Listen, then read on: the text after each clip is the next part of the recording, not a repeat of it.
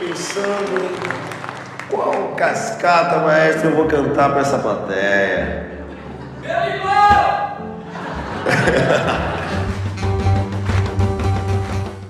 Fabrício, eu vou até começar falando sobre isso, da importância de um filme desse sendo lançado agora, nessa época em que artistas, em que a arte está sendo tão... Não, tudo sendo tão massacrado. E Simonal, contar a história desse cara tão importante para a música, eu acho que para você deve estar sendo um orgulho. Claro, e pra gente ver a importância da arte mesmo. Esse filme é um filme que fala sobre a história do Brasil, uma história de algo que aconteceu em 70, mas que permanece, novas coisas, a volta da ditadura, fake news, racismo. Então tá tudo aí nesse filme e de algum jeito necessário ser feito. Isso prova que a arte ainda tem uma importância, sabe? E que as pessoas precisam ver para rever na história e não errar mais no futuro, sabe? Então eu acho que o Simonal vem no momento certo. Todas as vezes que eu subo no palco, eu estou representando um homem simples, brasileiro. Mas você tem duas Mercedes. Onde você está querendo chegar? Negão não pode ter carrão? Isa, você anda me emocionando bastante. Primeiro, com a Tatá semana passada que eu assisti, chorei muito. E hoje você encontrou Tereza aqui. Foi um primeiro encontro? Como é que foi isso? Foi o primeiro encontro. Jura? Vocês não tinham conversado nada? Não. Como é que você pesquisou um pouco a vida da Tereza para poder... Eu sei que a vida da Tereza foi super difícil, complicada. Como é que foi para você? Foi muito importante os filhos, né? Eles falaram, não, a minha mãe ela é muito sensível, eu não quero que ela tenha ficar relembrando histórias, sabe, remoendo o passado, não seria interessante. Então, como é que a gente pode resolver isso? Eu falei, eu preciso que vocês me contem. E aí eu comecei a escutar a história dela, os filhos falando, até que um dia eu estava ainda insegura pra caramba, vendo fotos dela, mas eu ainda não estava segura. Um dia eu estava atuando, estava fazendo a Tereza. E aí eu vi o Max atrás, assim, de uma mureta, sabe? Tipo, me olhando, ele tava me bisolhando, sabe? Tipo, stalkeando. Aí eu peguei ele assim e falei assim, Max? Cara, ele saiu assim, ó. Eu falei, o que foi? Ele falou assim, cara, você tá igual a minha mãe. Só que ele tava chorando. Aí eu falei, pronto, agora eu tô bem. Foi ali que eu tive o aval. Quando eu vi ele me falar que ele viu a mãe. Porque eu tava, gente, como é que eu sei que eu tô próxima? Até ele se emocionar vendo. E aí eu falei, agora eu posso entregar a Deus. Vai dar tranquilice. Não sei o que tá acontecendo.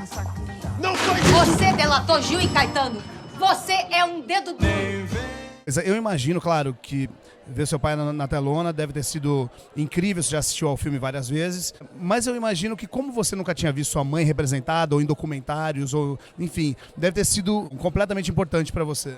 Ah, sem dúvida. Me toca muito, assim, porque é um pedaço da história que só a família, né, tem a dimensão real. O filme ele traz essa... dá muita vazão a esse outro lado, ao lado da família, né? E a Isis faz um trabalho belíssimo, né? A Isis é uma estrela incrível e ela e o Fabrício arrebentam. E realmente eu fico muitas vezes emocionado ali vendo a minha mãe sendo retratada ali no filme. Meu lance é cantar a música pro povo. Branco, pobre, rico, preto. Caco, dá pra dizer que seu personagem é um pouco vilão no filme? Ah, dá. É porque o ator sempre defende o personagem, né? Não, desse jeito, né, não tem como. Não é que não tem como. Não sei se é um vilão, mas é a grande maluquice da vida do Simonal, né? É o grande nó da vida dele, assim. A gente tinha 3, 4 cenas, então era um desafio dizer assim, gente, como é que relação foi essa, né? Como é que o Simonal caiu nessa arapuca? Então a gente foi gostoso nesse lugar, assim, não era um vilão assim, eu sou do mal. Era um vilão no sentido assim, alguém que joga assim com interesses e quando pega no dele fala, não, a culpa foi do outro, sabe assim, uma pessoa sem escrúpulos, digamos assim. Eu diria que em tempos atuais é um personagem muito atual. Cara, se esse filme tivesse sido rodado, a gente sabendo onde a gente estaria hoje, provavelmente eu faria ele mais... Porque é impressionante, né? Eu fui roubado dentro da minha própria empresa! Eu não tenho culpa se você não sabe administrar o seu dinheiro. Hassum, fiquei curioso para pensar, foi sua primeira biografia? Um filme biográfico? Biográfico? Caraca, agora você me pegou. São 31 filmes, cara, é meio complicado. Biografia, eu acho que foi a primeira, assim, que eu faço um personagem que realmente existiu, né? No caso, Carlos Imperial, acho que sim, foi o primeiro. Como é que você estudou o Carlos Imperial, que foi um cara incrível, né? uma figura muito teatral, muito emblemática, né? No cenário cultural carioca e brasileiro na época. Eu estudei muito através de documentários, muito através de entrevistas que ele dava. Tive a oportunidade de falar com o filho dele, de saber um pouco mais da história. A coincidência tremenda de eu conhecer uma das filhas dele em Los Angeles, numa apresentação que eu estava fazendo lá. E ela me falou mais um pouco. Ela falou assim, eu soube que você vai fazer meu pai? Eu falei assim, vou e tal. Não, foi neta dele, que mora lá. E aí dali fui pegando um pouquinho daqui, um pouquinho dali, colocando um pouquinho do meu estilo também para fazer e foi divertidíssimo, foi muito gostoso. Rola uma preocupação para não ficar um personagem muito caricato, mas para você também colocar um pouco de você no personagem? Não, sem dúvida que rola uma preocupação para que você seja o mais fiel possível ao personagem. Mas obviamente que quando me chamaram para fazer é porque o próprio Imperial ele tinha essa caricatura, ele era um cara caricato, ele era um cara exagerado na forma de se comportar e tudo mais, então assim, acho que tinha muito a ver com a minha personalidade. Você descobriu músicas novas no Simonal quando você começou a estudar o papel?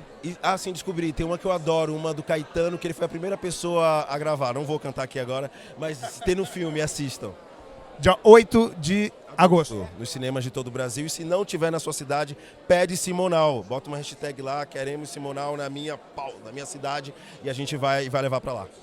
Pega aquele microfone e bota pra fora toda a alegria que só você tem e que ninguém resiste. Passar pra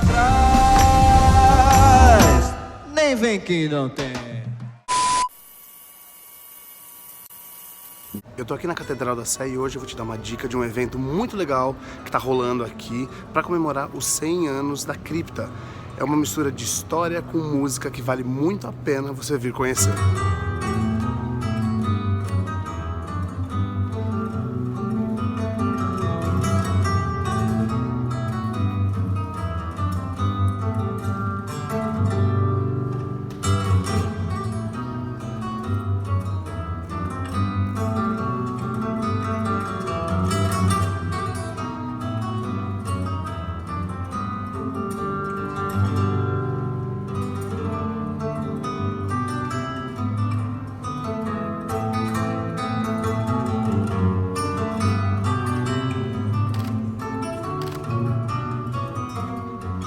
A Luciane é quem recebe o pessoal aqui na Catedral e também na Cripta para contar um pouco a história aqui. E tem muita história, né, Luciane? Sim. São 32 criptas no total, 18 ocupadas, 14 livres para os próximos bispos, arcebispos e cardeais da Arquidiocese, da Sé. Todo dia tem visitação a partir das 9h30 da manhã. Tá. Domingo acho que é o horário mais diferente, que é a partir da 12h30, depois das missas.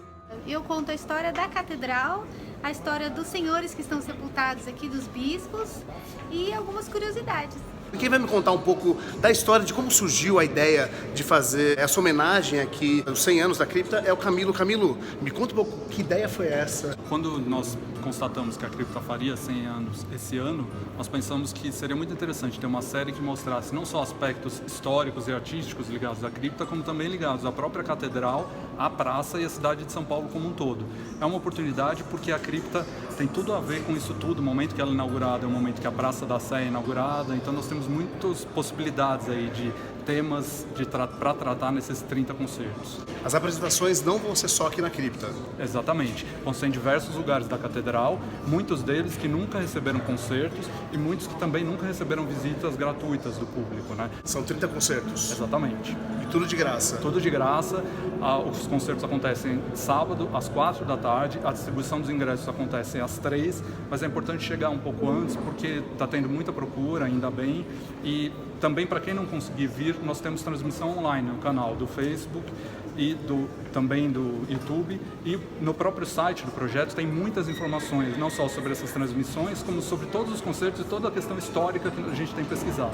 Está lotado aqui fora, todo mundo veio sábado à tarde aproveitar de graça, para você ver como todo mundo quer conhecer um pouco da história também, não só da Catedral, da Cripta, mas também um pouco da história da música também, que faz parte e mistura tudo isso. Camilo, obrigado, sucesso, estou muito feliz com Muito obrigado, projeto. esperamos todos aqui.